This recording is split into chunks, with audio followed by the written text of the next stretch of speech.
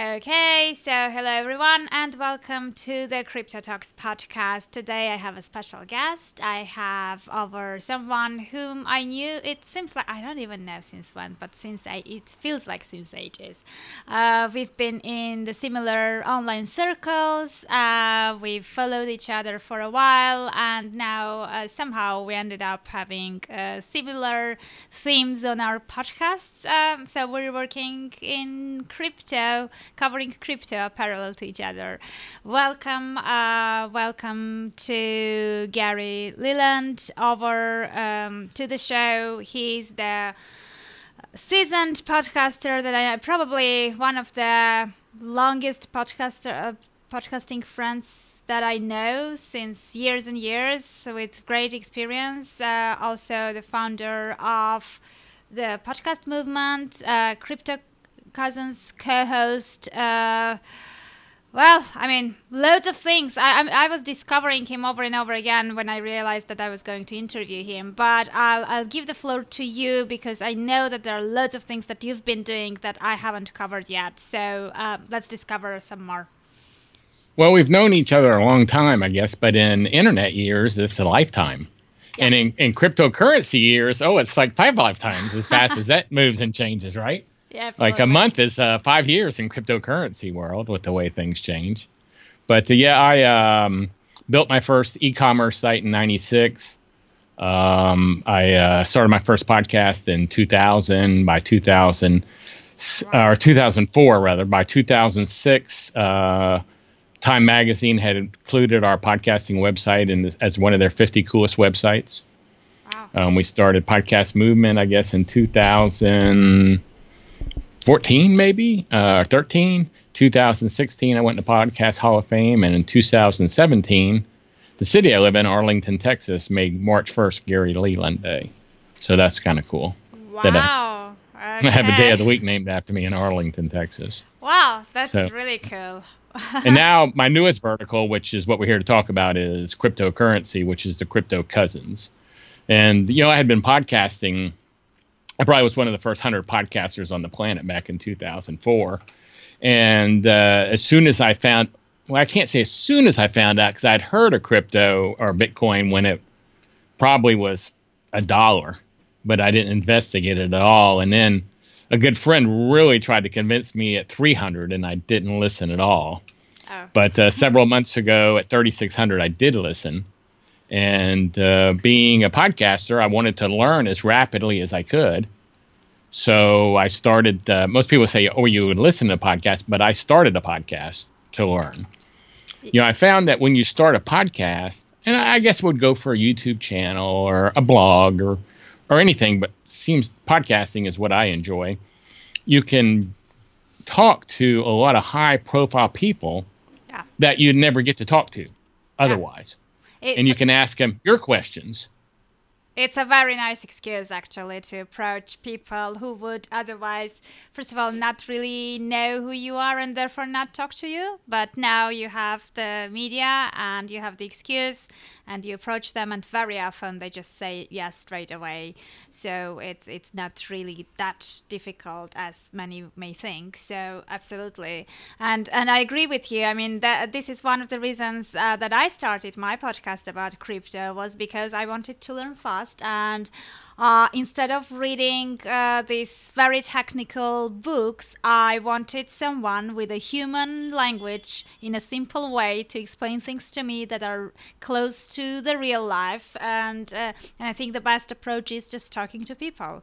So I agree completely. We're on the same page. We both started our shows for the same reason, I guess, to educate ourselves, but at the same time, other people hopefully are benefiting, because maybe we're asking, by not being seasoned veterans that have been in this market forever, maybe we're asking the questions that everybody getting in right now wants to know. Yeah. Where my partner, he's been in it since Bitcoin was $100. So he talks about stuff and I'm like, whoa, what does that mean? And so, I thought that was pretty simplified. And no, it's not simplified. I don't even know what you're talking about. But so I think we make a good mix. He's seasoned and I'm trying to absorb information. But, really, since October, I have probably consumed I would guess 40 hours worth of information per week, on Bitcoin and cryptocurrency between what I read and what I listen to and what I watch, so that's all I seem to consume at this moment.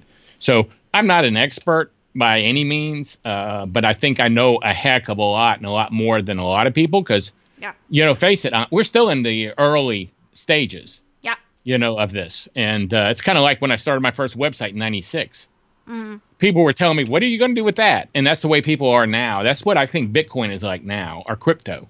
Yeah, I totally agree with you. And the interesting thing is, for me, you entered the internet space when it was very, very new. You started podcasting in 2000. Most probably, many people didn't even know what it was back then in 2000. Nobody did. Yeah. So, and now the cryptocurrency, which is again the new field. You didn't get to it when it was $1 or 100, but still, it's still early. How did you pick those up? I mean, how did you manage to feel that those are the things that are gonna grow or become hot topics or later on become a mass consumption or mass production? I think I'm pretty much just an inquisitive person, and if I find something interesting, I think other people do. I think everybody has a superpower. I really do. Most people just don't know what their superpower is, but they have one. Yeah. Some people, it's like easily making friends. That might be their That's my wife's. I can leave her in the line at the airport, and I come back 5 minutes later, and she knows everybody in line. And when they leave, they're all saying, "Bye, Kathy. See you later." That's her superpower. But most people don't know what their superpower is. I think mine is seeing things like the average Joe would see them. And being able to go, look at things in that aspect. And if I find it interesting, maybe the average Joe would find it interesting. And maybe I didn't find Bitcoin interesting at 100 or 300 because the average Joe yet wouldn't find it interesting. But at 3,600, I found it interesting. All of a sudden, I started going, oh, my gosh, there's an opportunity where I'm more, I guess you could say, into the money, the financial aspect of it. My partner's more into the tech aspect of it.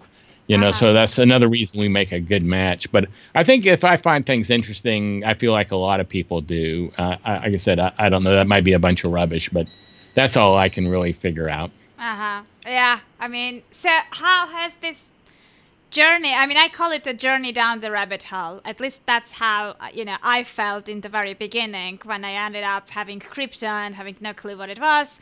So you end up learning, reading, asking people questions, and it leads you to a completely different space. So how was your experience in the very beginning? How did you feel? I mean, was it, for me personally, it felt like it's a completely different dimension. How did you feel about that? Well, you're right about that. There's so much to learn that when you learn it, it doesn't seem like that much.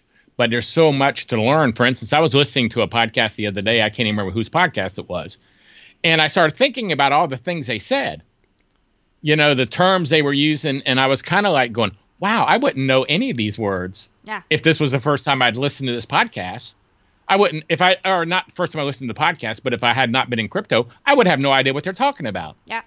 It's like most people, when you ask them what is Bitcoin, they go, it's a cryptocurrency. So you're answering something they don't know with something else they don't know.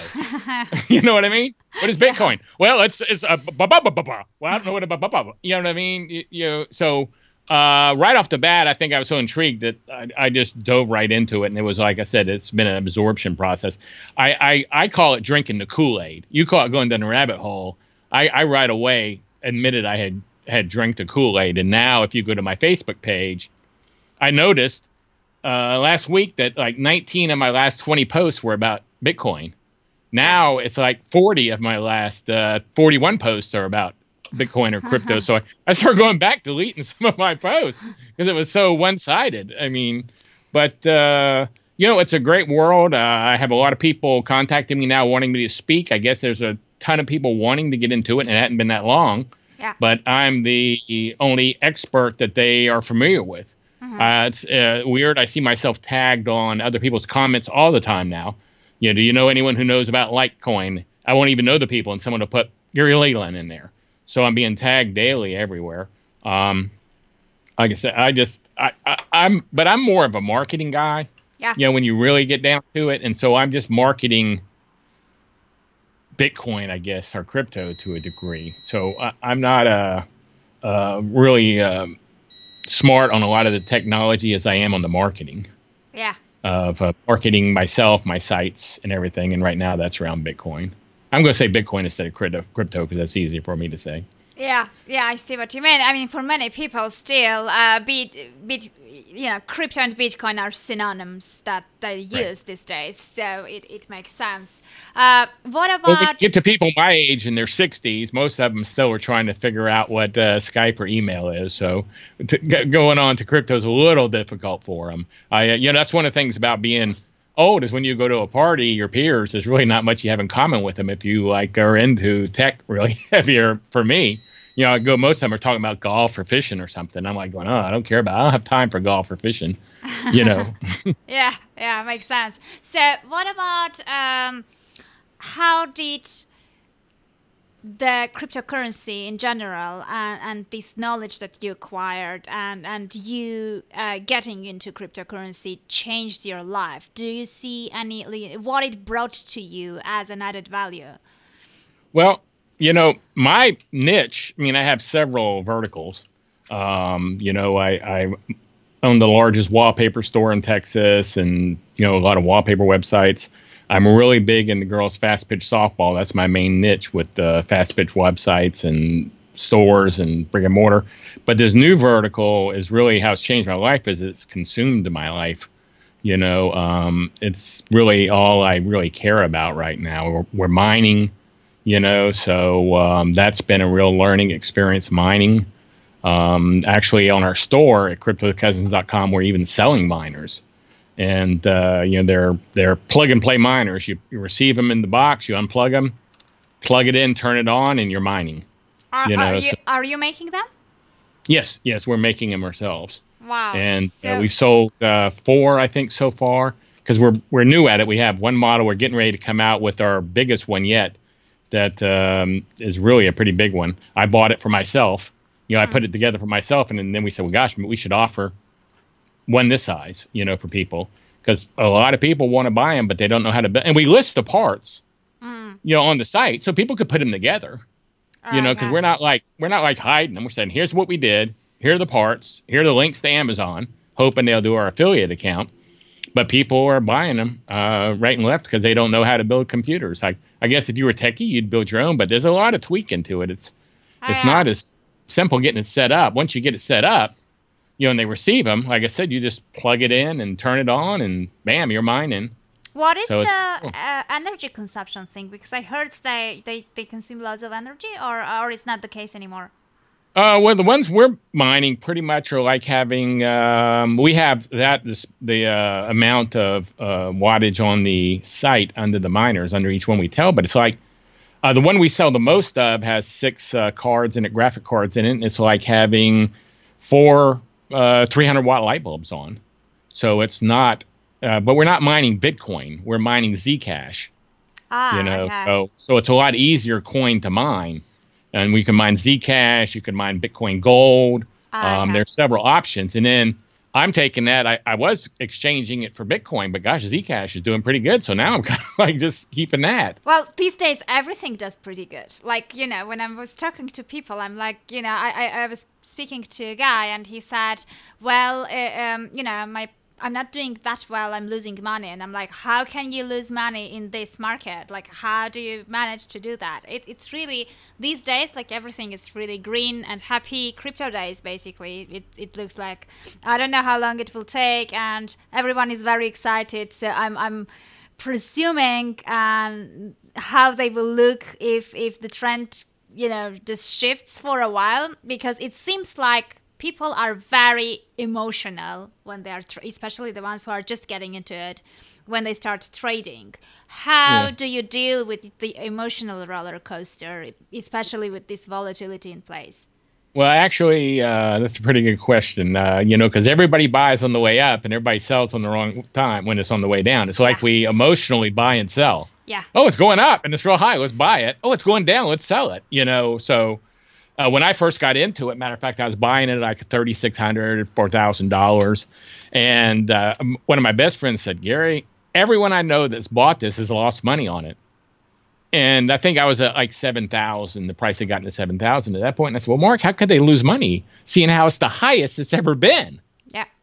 And, then when you think about it, they lost money because they bought it at 5,000 and sold it at 3,000. They didn't hodl or hold on to it. Yep. And I had the same thing happen to me. I had when the Bitcoin Cash dilemma happened, on Bitcoin and or whatever we're going to call it, whether some people call it an attack. I don't know what you want to call it, but the Bitcoin Cash dilemma, it started dropping, and I think we were, my wife was starting to panic because she's not very comfortable with things like that. And so I come home and I'm watching the computer and I'm kind of panicking. And then I'm having to listen to it from my wife over here who's panicking 5 times more than I'm panicking. That was my first drop, that I had seen.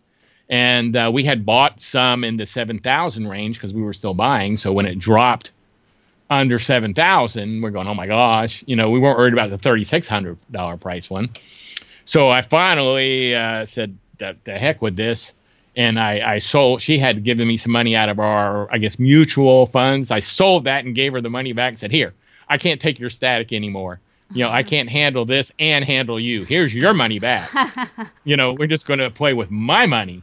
And now, that's the only time I've sold it. And, it's the biggest regret I've ever made is I sold 3 coins at 6,600, which I still, if you take 3,600 to 6,600, I made money. Yeah. But now they're almost at 20,000, and I've had to buy coins at higher than what I sold them for to get my inventory back, amount of coins I wanted back. So I wasn't able to handle it the first time. So I think that's pretty normal, average Joe. Yeah. And now I feel more comfortable. And I think, I think it's a matter of being educated, because we were prepared for Monday.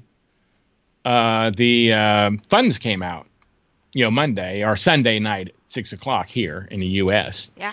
And so Saturday night I had a long talk with Kathy and I said, look, that's my wife. I said, this could be a thing that we've not seen before. This could destroy the price of Bitcoin and it go down drastic when these ETFs come out. Because a lot of people were saying that. Yeah. A lot of people were saying they had bought tons of Bitcoin, drove the price up, and they were going to just dump them all, yeah, and lose money on those, but rebuy them way cheaper and make money. Yeah. And everybody would be selling into panic. And I said, we don't want to have this conversation Sunday night at 9:00. Yeah. We want to have this conversation now. How much money do you want to put into Bitcoin if it does drop like it could? And we talked about it. We made up our mind and we moved our funds and we were prepared. And I went out to eat with some friends. And the whole time I'm looking at my phone, because I'm prepared, but nothing happened.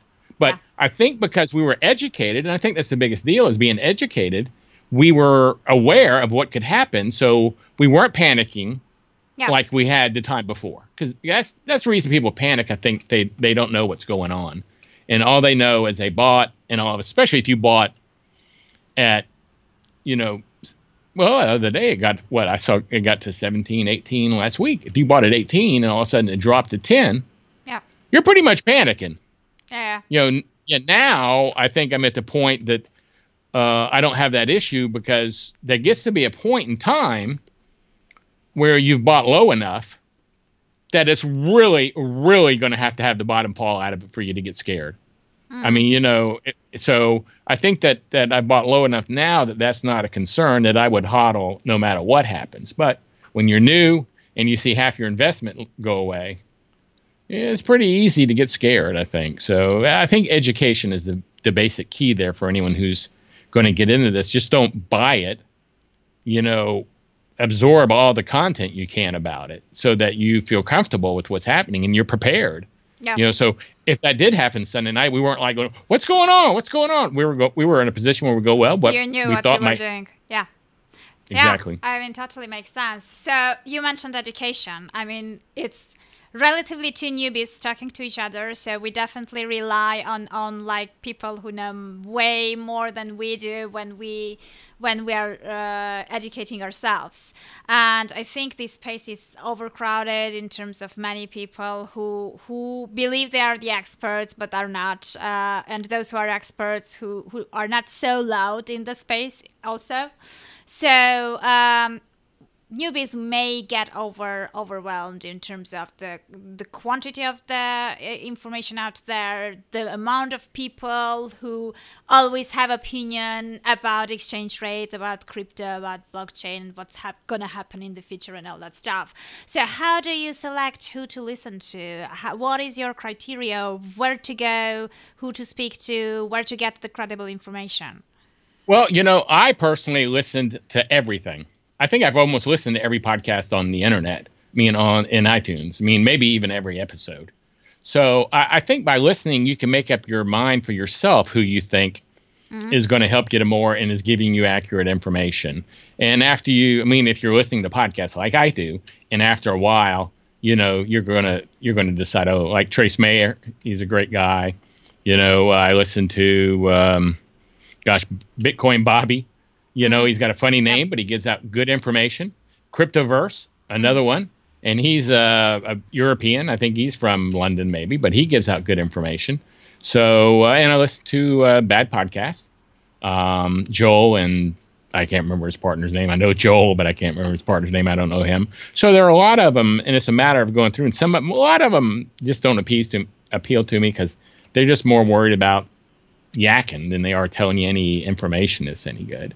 Yeah. So, and I think it's easy to weed those out pretty quickly. But to me, if I'm going to be driving I'm driving over to Dallas tonight. So from where I live, that's 45 minutes away. I'm not going to be listening to music for 45 minutes. Mm-hmm. I'm going to be learning about Bitcoin by listening to podcasts for 45 minutes there and 45 minutes back. So that's the beauty about podcasts is you can pick your subject. Oh, yeah. And you can listen to music, but like this show will be on there. And, my show's on there. So I think there's a lot of good content about crypto right now. The crypto space in iTunes is packed. Yeah. There are a lot of podcasts about crypto. True. Yeah. Yeah. So there's no shortage of information in there if you really want to learn while you're driving around, especially if you're taking a long distance trip. There's no shortage of information. Yeah. But those are the ones I listen to. Uh-huh. Okay, clear. So you mentioned podcasting and you mentioned crypto and that there are loads of podcasts about crypto. So what about, I have this feeling that the interest is already there and many people are searching for podcasts around the topic. And since you've been podcasting since a long time, do you think that there is this, growing a podcast about crypto and around those topics is easier and faster than if it was about something else? This is the fastest growing podcast I've ever had in my life. And I've done 10 podcasts and I probably do 6 right now, because that's kind of like my business. Uh-huh. And I have never had a podcast grow like this podcast has grown. This is just mind-boggling to me, the numbers we're getting, already. It is mind-boggling. I'm sure I feel like we're putting out good content, mm-hmm. but I feel like there's a lot of people wanting the content, so I'm not like taking credit for it all. I just happen to know how to do it. But there are a lot of people wanting this content, obviously, and everybody migrates to what they like the best. You'll have your fans that may not like mine.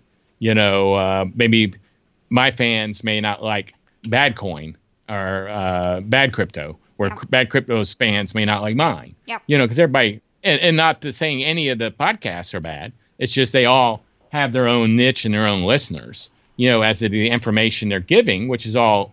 On those 3 podcasts, for instance, are all great podcasts, but they're all 3 giving the podcast information in a different way. Yeah. But it's all really, when you get to it, it's all the same information. Yeah, but there is this personality factor and, many different things in terms of interview style and probably different angles as well. We are covering similar topics and talking about the same thing, but most probably in many different ways of covering the same topic. I would think that you, in particular, are in a good situation you're the only female crypto podcaster that I'm aware of. And I think that's a big plus. I really do. I think that, my daughter, I was trying to get her into podcasting in the early days about tech. She'd have been one of the first female tech podcast people, and it just didn't appeal to her that much. But I think that's a definite, you got 50 guys over here, and then you have one gal over here, one lady over here.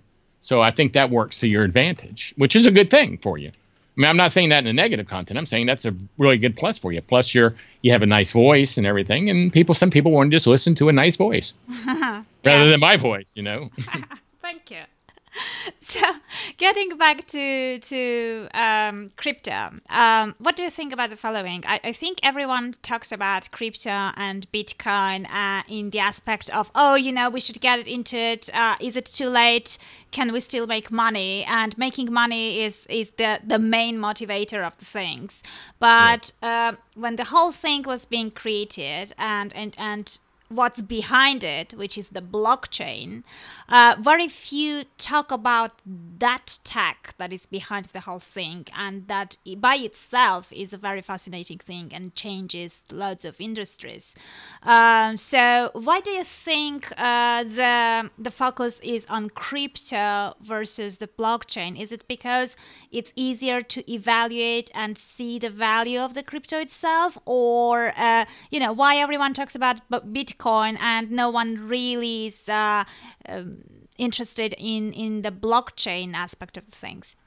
Well, I'm interested in the blockchain. We're preparing to come out with we're working now, meeting Thursday with a blockchain programmer basically, and we're working on something that we're doing, which I can't say now, but we have an idea. But I do notice a lot of people who like the blockchain are the people who are against crypto. Oh, really? Okay. If you'll notice, the people who are against crypto or say crypto is going to fail, they basically say two or three different things, and they always say this. They always say, I love the blockchain. That's the future, but not Bitcoin. So they love the blockchain. That's the other one. And then they always mention how there's always criminals in there. It's a criminal. Criminals use blockchain. There's a couple of things they always mention. Criminals use Bitcoin. But I think the average person doesn't talk about the blockchain because they don't care. They don't know how email works either, and they don't care. Yeah. They can send an email. They have no idea how that works, how that protocol works, but they can send an email, and that's good enough. And that's the way people are on crypto. It's going up. They don't want to miss. They got FOMO. They don't want to miss the opportunity. I think one of the biggest problems that maybe not a problem, but one of the biggest misunderstandings right now for newbies that are getting into crypto, especially in Bitcoin, because that's the one they all hear about. Yeah. Is crypto, is Bitcoin. Bitcoin. I mean, it's on everything now. Is they don't understand that they don't have to buy an entire Bitcoin. Most people don't realize that. They go, I have talked to so many people who go, I wish I hadn't missed it, but I don't have $18,000 sitting around to buy a Bitcoin with. And they don't realize how it divides into tens, thousands, hundreds, millions, or whatever. I think that's the best. I think to me, it's just a feeling I have that when the term becomes bits or whatever we want to call it instead of Bitcoins, I think it'll really open up to a lot more people because the term will mean pieces of Bitcoins. And when that becomes more of a common use in our language, I think it'll help Bitcoin grow even more, because every time I don't know how many people I have said, hey, you can buy $5 worth of Bitcoin if you want. And they go, really? That they've gone and bought some Bitcoin, after that. Because I see on Coinbase, which is kind of weird to me, when you give out, like we give out our affiliate for our show. That's one of the way we sponsor our show. The $10. And people, and Bitcoin gives the new person $10 when they buy Bitcoin, $100 worth, and it gives us $10. And, which now on the early shows, that's $40. When the people who first started giving it to us, that's $40 worth of Bitcoin. But one of the weird things about that Coinbase thing is I get to see who's buying Bitcoin. Yeah. Yeah, I see everybody who buys Bitcoin and what their name is. I don't see how much they bought, but there's some people who bought Bitcoin that are local politicians. that I'm going, oh wow, look who just bought Bitcoin. Is You it know, and is it only the data of your affiliates that you're seeing, or you no, just no, only they from? send me an email. They Ah, send okay. an email to you and say, hey, you Mm, just made a Bitcoin. You just made $10. yeah. You got 0.0005124 Bitcoins from your friend Ah, okay. Joe I Blow. see. I see. Yeah. And I'm going, oh my gosh, that's so and so. I don't want to like do Yeah. that to anybody, but it's just I find that information that's very odd. And I don't know if they started doing that a long time ago, and they thought, oh, it would just be people telling their friends, Mm, about Bitcoin. So you're going to know all these people because like one of the guys I don't know, but he's a politician, and I was like, wow, that's odd. I bet he wouldn't want me knowing that he bought Bitcoin. yeah. So I find that odd. That's a weird thing to me. And maybe Yeah. they don't even realize it's happening because they did it so long ago, when people were just referring their friends. Yeah. Yeah. I Maybe. would see that stopping soon once they figure out it's happening. Maybe because I mean they grow so fast these days. They just they are barely coping with the volumes that are coming at them. I don't Yeah, think they were I heard they prepared. Yeah. no, I heard they hired like 600 people in the last month at Coinbase or some number that was astronomical.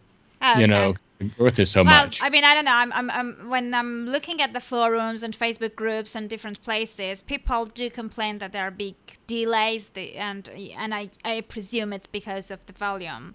So, Right. I mean, Well, I know tonight they're shutting down for a big upgrade that I don't is to know take care about of. shutting down, but before that, this afternoon when we were at work and Litecoin started Oh wow. skyrocketing, they Yeah. stopped trading Litecoin for a while because the volume was so high. They just stopped it. You couldn't trade Litecoin for I think an hour or so. So Wow. I didn't know. I didn't see that. I was it, watching Bitcoin. I usually yeah, watch it. it was like Oh, I was crazy. very happy when I woke up this morning and saw Litecoin. Believe me, I was very happy. I woke up and started my day off in a good mood. You know. Yeah, it was a happy crypto day. Everyone was very happy at the office. So that for sure. What about the following? I mean, obviously, you mentioned that you get addiction or you get hooked to the thing, and you follow it attentively and you're into it, and it became a big part of your heart of your life. So how often do you check the portfolio and what's going on during the I have day? a screen that just runs it. I mean, here. I So mean, like you can't see it. real time. Yeah, you can't see me, but I have like 4 screens in front of me here at my desk. Wow. So it's It's that. kind of like Captain Kirk. I mean, I have my keyboard and my chair here, and I just sit here and I go from screen to screen, and I have an iPad now that up there that just runs it.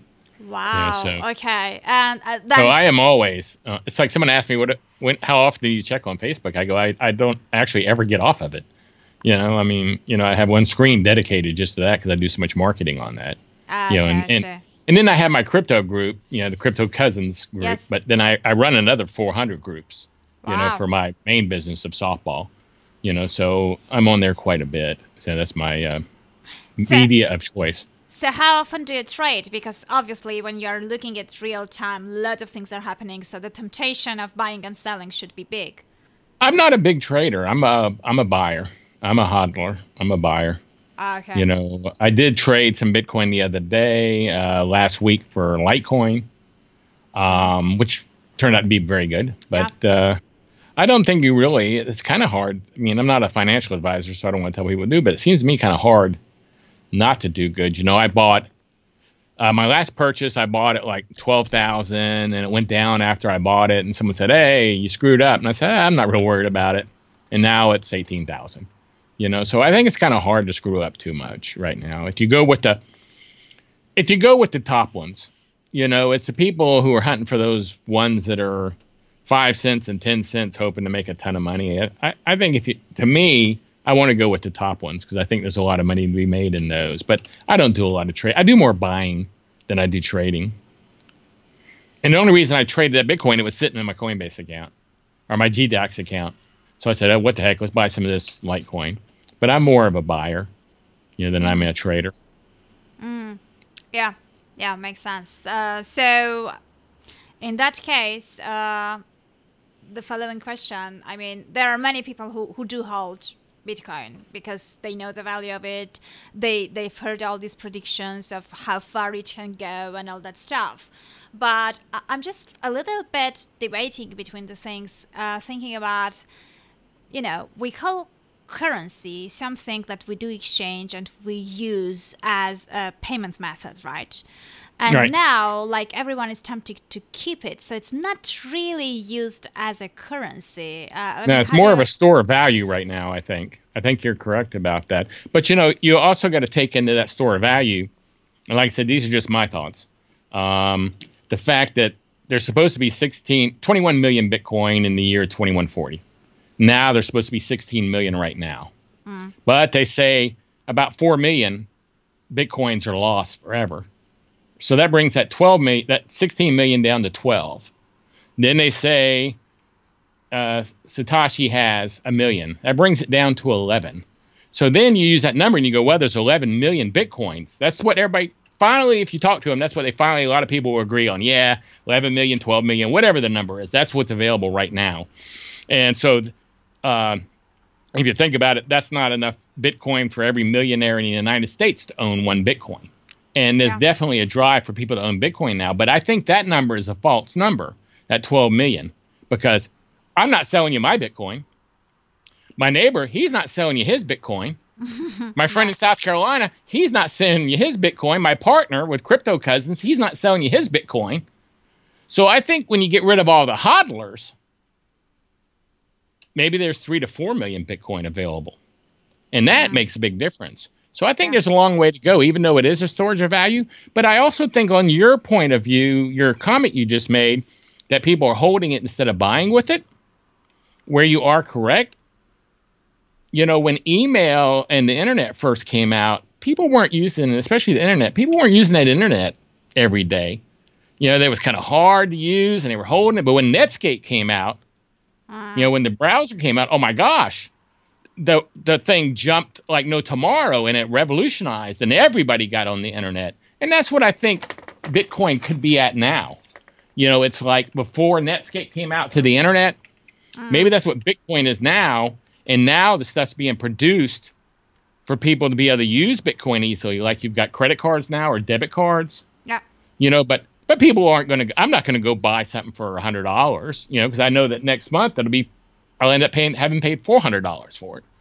So, but the infrastructure is being built, I think, for that. So I have one of those credit cards from Coinbase, whatever theirs is, just so when someone says, how do you spend this? Because that's the other question a lot of people ask. How do you spend this make-believe internet money? Yeah. And I can pull out my debit card, and that's the only reason I haven't spent Bitcoin with it yet, because I don't want to lose my Bitcoin. But, I can. Yeah. It's the thing. So there's an answer. And as more things get developed, and we take Bitcoin in our stores now, no one's walked in and paid for it, but I'm hoping they will. Well, although let's make a disclaimer, you can because you're from the US. There are many people from many different countries who can't because these cards are not valid in our countries. Oh, so I, for example, applied and received BitPay Visa card at some point, and just a few weeks after I received it, I was back in Armenia back then, and my residence address was in Armenia. And a few weeks later, they came back saying that regulations have changed and they can't serve non-EU citizens anymore. So, they just gave me a 2 weeks notice to liquidate the funds, to move them somewhere else. And the card was cancelled. So we still are not really there in terms of, this availability to everyone, but it's getting closer, and many countries, people from many countries obviously can use that as a means of payment. Right. So that's coming there. So I guess the question is just having it to a certain level where, just like internet, without knowing how it works, people use it and it becomes part of our lifestyle. Like, for example, and we discussed this with the co-founder of CoinFund, CryptoKitties. I know many people who have no idea about crypto, but they go ahead and buy Ethereum in order to buy a CryptoKitty.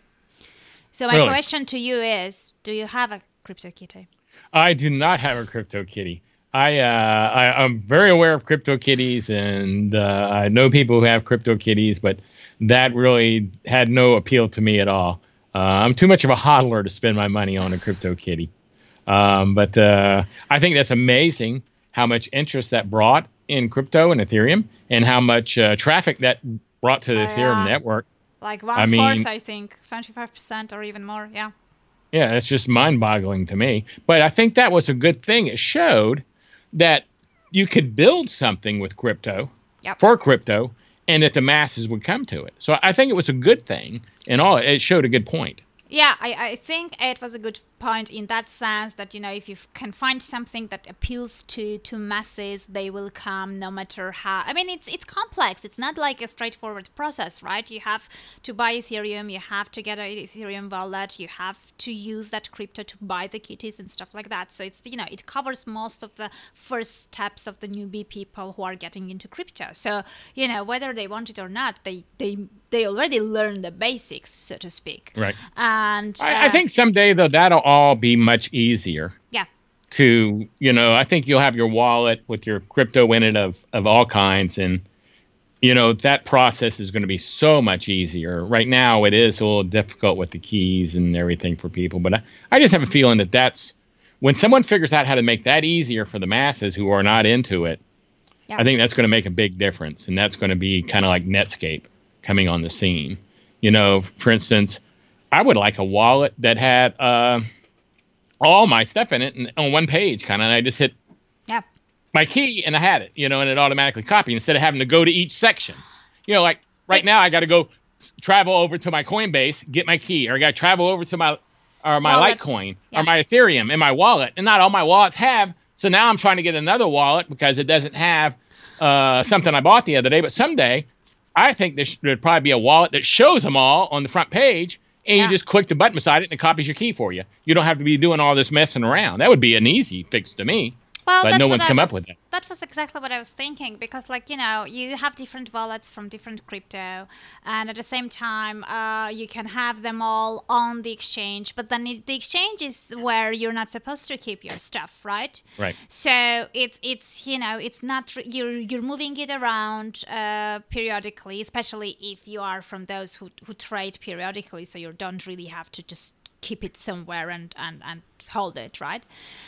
So it makes no sense. Like, wherever you can see, you have them all in one place, it's risky, it's dangerous, you're not supposed to have them there. But then, you know, for each crypto goes to each different wallet, and then each time you want to trade, you have to move them again. And it's a little, like, very often you may even think about doing some kind of transaction, but just because of this whole hassle, you're like, okay, whatever, let's pass and move on. Right. And then you may want to, like, leave some Bitcoin in your account over at JDAX or wherever so that you can take advantage of something. But then you're opening yourself up to lose your crypto. Exactly. You know? I mean, if you want to react fast to something, because usually when something really important comes in, then the movement gets delayed as well, like the Coinbase or whatever. The volume goes up, and then, you know, the transactions and the movement, you have to wait for much longer than usual. By the time you wait, you know, the exchange rate changes and all that stuff, so you can't really react fast. But for that, if you keep it on exchange, it's dangerous. So if there was a way to sort of solve that, it would be much, much easier for many people to, you know, it's more convenient, I guess. And I think all these things will happen. I mean, I think that these things we're talking about needed, they will be built. Yeah. I mean, it's just a matter of time. Like I said, we're in pre-Netscape, you know, so, and Netscape wasn't the best browser in the world, but it changed and revolutionized everything. So I think we're in that world right now. And like I said, you know, someday I don't think it's going to maybe matter what currency you're using. Yeah. You know, if you're in the top currencies, it doesn't matter. It's going to just all be the same. You know, it's kind of like when I walk into London, where you're at, with my credit card from America, from the United States, it doesn't give you United States dollars. Yep. You know, and you look at your bank account the next morning if you're a store and you go, wow, I got all these pounds. Oh, what am I going to do with these dollars? You know, I think it's going to all be, you know, like whatever you got, it's all going to flow to a central thing someday. But I think we still have a ways to go to get there. But when that happens, I think that's going to really revolutionize everything. And I think Bitcoin personally has a long ways to go before we see the bottom of it. Just personally, I'm still waiting for opportunities to drop and buy a Bitcoin. But like I said, I bought Litecoin last week at 84. You know, I was very happy this morning when I saw it had gone over 400. I can imagine. You know? Yeah, I can imagine. So that made me very happy, but I'm still holding. I haven't sold it. We're talking about established coins here, like the ones that everyone talks about, especially Bitcoin. It's already has its place, and it's I won't say stable, but compared to others, maybe less risky, so to speak. You know, if there is such a thing as less risky in crypto. But anyway, what about the new ones that are coming out? How do you look at ICOs? I'm not into ICOs. That's not my deal. I don't want to get it at this point in time. Even though I think I've learned a lot, I don't think I know enough yet to get into that and feel comfortable with it. At some point in time, I probably will. But right now, I'm going with the more established ones that I feel a little more comfortable with, and they're the ones that you can learn information about quicker, I think. Yeah. Really, to me, if you can't, and like I said, I don't do a lot of buying and selling, but I would think if you can't make money buying and selling the top 20 ones, I mean, I think there's plenty of growth in those without having to go down to number 900, you know, or number 2000 or whatever. So I'm pretty much more into the top of the pile, I guess you could say. Okay, I see. So if we have to wrap it up, for newbies who are just entering the space, what is the best approach? Where do they start? What's the best way to start? Well, I would find your media of choice, whether it's YouTube, whether it's Facebook, whether it's podcasting, or whether it's reading, and I would start absorbing as much information as you can. Obviously, that's what I think, because that's what I did. And now it's 3 months later. I started in October, and here it's 3 months later, which, what is that, 5 years in crypto time? So it's even worse than dog years, right? It's crypto years. So, but I did that, and now I feel very comfortable on the subjects I know, and comfortable enough to talk to people and to be invited to talk at places about it in a short amount of time. But as we said earlier, whatever that resource is that you prefer to get your knowledge from, do as much learning as you can and go slow with what you can afford to lose. I mean, I don't know how many times, that's just common sense. If you don't know anything, don't go mortgage your house. Absolutely. If you don't know anything.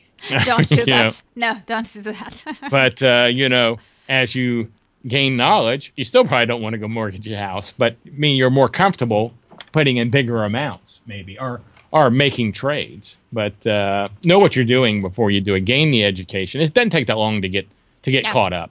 It's true. not like it's a 4-year term to get caught up is the thing on what's happening.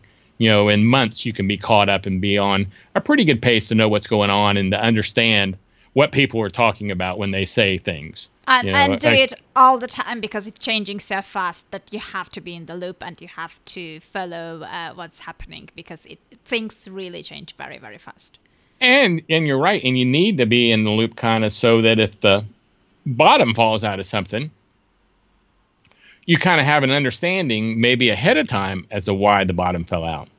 Because the bottom just doesn't really fall out, I don't think. Something causes the rush or the selling or whatever it is. Yeah. And, if you do your due diligence and you get into it and you investigate it and you learn it, then you're not caught off surprise, and you're not one of those people like my friend told me about that everyone he knows has lost money because they sold it because they had no idea why they got into it.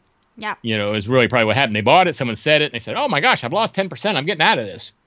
But they didn't know that when it came back, because every time, really, if you look at the history of Bitcoin, every time it's dropped, a big drop, it came back even higher. Yeah.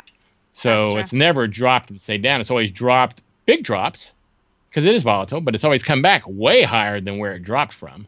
Yeah, that's true. That's true. Yeah. So, and check out the Crypto Cousins podcast for sure. Yeah. If you want to, and the secret, the formula we use, if someone wants to find us, is type in cryptocousins.com/ and then after the / whatever you want. If it's you want to find us on iTunes, it's /iTunes. If you want to find us on Spotify, it's /Spotify, /Android, whatever it is. I think we're on everything. So anything you want, cryptocousins.com /that thing, iHeartRadio, whatever. And you can find us. Amazing. So yeah, definitely check it out. I'm listening to it regularly, so I recommend just check it out. So, we have a great episode today going up at 4 o'clock, 5 o'clock. So yeah, so please do. Okay. Thanks for having me on, and thanks for telling everybody about the Crypto Cousins. I appreciate that. Wow, thank you. Thank you very much for your time. Thanks for the nice conversation. I totally enjoyed that, and we'll be in touch. Well, the thing about the Crypto Cousins is that we're still learning. So people can learn with us. Absolutely. That's the thing I think that appeals to people. But thanks for having me on. Thank you.